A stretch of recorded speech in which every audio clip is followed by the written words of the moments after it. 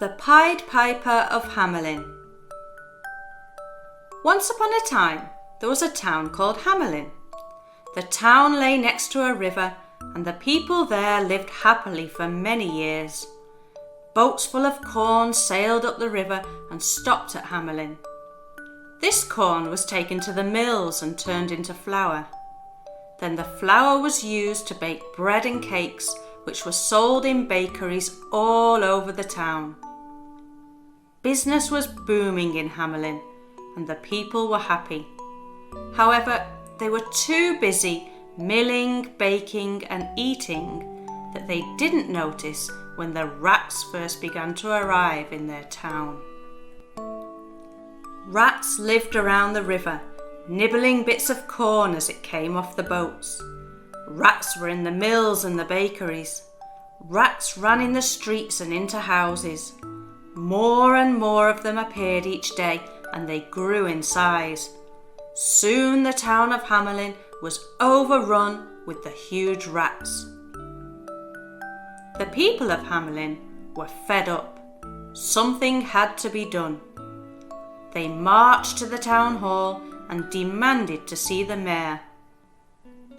The mayor of Hamelin came out onto the balcony of the town hall and spoke to the angry crowd. He offered 10 sacks of gold coins to anybody that could rid the town of the rats. At first, life in Hamelin carried on as usual. The rat problem kept getting bigger and bigger, and the people were getting angrier and angrier with the mayor. One day, however, a strange man appeared in the town. He was dressed in bright clothes, wore a hat with a feather in it, and carried under his arm a rather unusual pipe. He promised the mayor that he would get rid of the rats. He began to play the pipe. It made a most unusual but enchanting tune. The rats in the street began to walk after the piper as he played. As the piper walked through the town, more and more rats came running behind him. They were entranced by the mystical tune. Soon all the rats in the town were scurrying behind the mysterious piper. The piper led the rats to the edge of a river, where they fell into the water and drowned. The piper had solved the rat problem in Hamelin. He returned to the town and told the good news to the mayor. The piper expected to collect his reward of 10 sacks of gold for ridding the town of rats. The mayor was a greedy man and refused to pay. This made the piper angry, and he vowed to teach the mayor a lesson. The piper left the town hall and once again began to walk the streets of Hamelin, playing his magical pipe. All of the boys and girls in the town began to follow him. Children stopped playing in the streets to walk behind the piper. Doors opened and children came out, following the piper and his music. Soon the streets were full of children walking, skipping and dancing along behind the mysterious man and his pipe. The piper led them out of town, across a bridge and along a path, until they came to a mountain with a door in the side.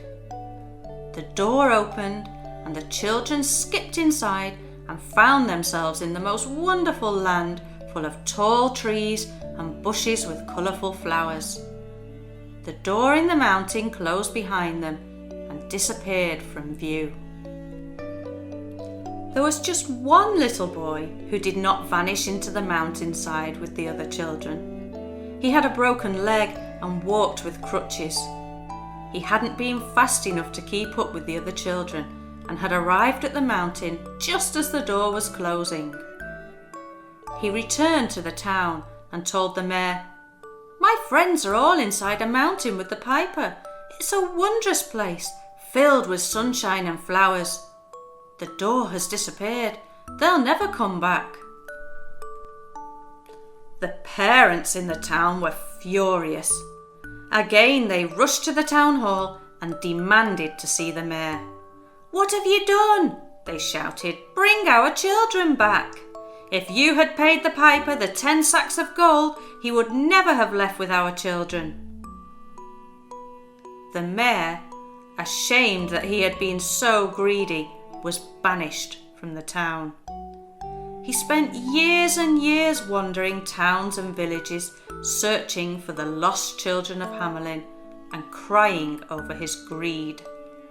Some people say that he is still out there looking to this very day.